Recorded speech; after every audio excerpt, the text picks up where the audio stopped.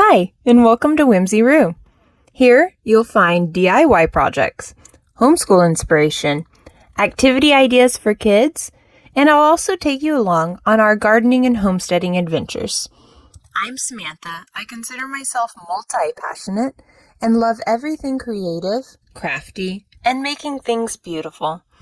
You'll also see my daughters, R and E, from time to time. We love crafting, baking, and learning together. We hope you do too. Candle making has been on my list to try on my little micro homestead for a while.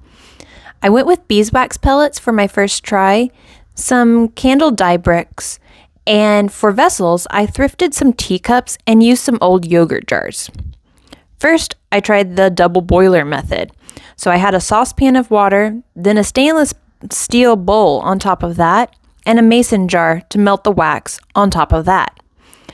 After the water had burned away on medium-high heat, only about 1/4 of an inch of wax had melted. So I tried a different method.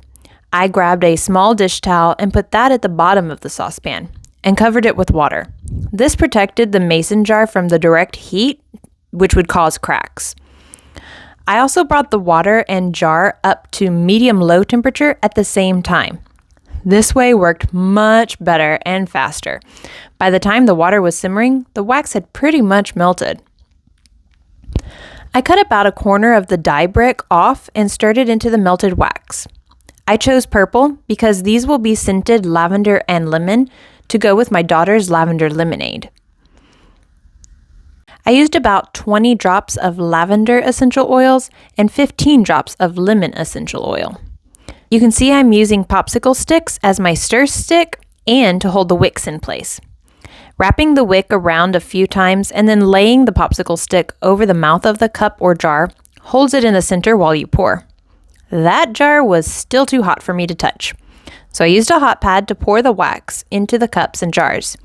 You can see my 8 ounces of melted wax filled up that teacup with some left for the yogurt jar. Oops, spilled a little there.